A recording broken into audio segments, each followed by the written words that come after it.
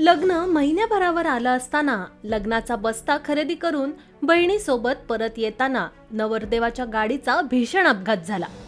यामध्ये नवरदेवासह त्याची बहीण आणि भाचीचा जागीच मृत्यू झाल्याची घटना घडली।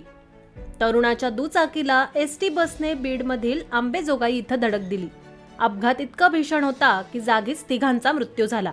अपघातात मृत्यू झालेल्या सेवालाल पंडित राठोड यांचा 28 एप्रिलला लग्न होणार होतं।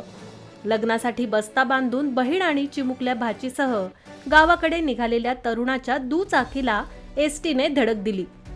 या भीषण अपघातात भावीर नवरदेव तरुणासह त्याची बहीण आणि भाचीचा जागीच मृत्यू झाला।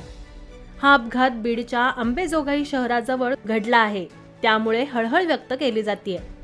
लातूर जिल्ह्यातील बिटरगाव तांडा येथील सेवालाल पंडित राठोड वय वर्ष 21 या तरुणाचा येत्या 28 एप्रिल रोजी विवाह होणार होता।